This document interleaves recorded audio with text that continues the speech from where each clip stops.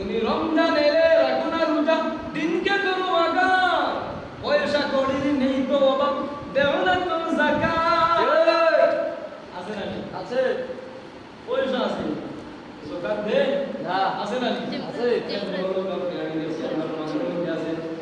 নবী উম্মত দাবি করে সুন্নত মানে না, আল্লাহর হুকুম মানে না, নবীর তরিকা মতো চলে না, যাকাত ফরজ হইছে, যাকাত দেয় না।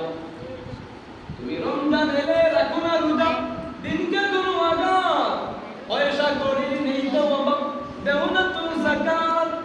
ইমানদারির বড়াই করো এই তোমার ঈমান, ইমানদারির বড়াই করো এই তোমার ঈমান। তুমি কেমন মুসলমান, কেমন মুসলমান, তুমি কেমন মুসলমান। নামাজের সাথে নাই পরিচয়, মানো না কুরআন, নামাজের সাথে নাই পরিচয়, মানো না কুরআন। তুমি কেমন মুসলমান, কেমন মুসলমান, তুমি কেমন মুসলমান।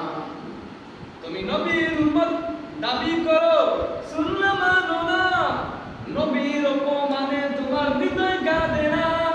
তুমি ঘুষকে বিচার করো, স্বাধীনতা প্রদান। তুমি কেমন মুসলমান, কেমন মুসলমান, তুমি কেমন মুসলমান।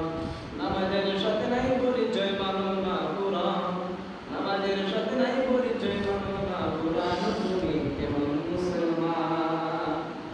এর কারণে বেটা বিষয়ের মধ্যে আইছে তোমার উপর যাকাত করুন, যদি তুমি যাকাত না দেও আবার মধ্যে আসা হবে আল্লাহ নবী বলেন রাসূলুল্লাহ বলেন ফেরেশতারা এমন ভাবে তোমাকে চাপ দিবা, তোমার চাপের সঙ্গে সঙ্গে পাদের হাত সব কিছু সুবহানাল্লাহ নাউজুবিল্লাহ।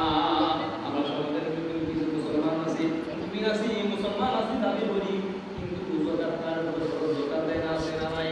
আছে। তাদেরকে কবরের মধ্যে যাওয়ার পরে তারা কেমন ভয়াবহ অবস্থা হইব।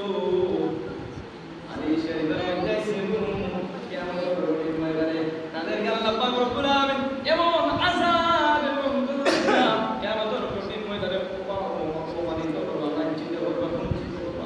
তাদেরকে কিয়ামতের কঠিন ময়দানে অপমানিত যাওয়ার আল্লাহ পাক রব্বুল আলামিন কোটি কোটি মানুষের সামনে আমার আল্লাহ পাক রব্বুল আলামিন নাউজুবিল্লাহ। আমি তোরে যে সম্পদ দিছি, যে ধন সম্পদ দিছি, সেই সম্পদ যাকাত দিলে না, ঠিক আমার তোর কঠিন 10-12 মানুষ, কোটি কোটি মানুষ, আপনি না দেখি মানুষ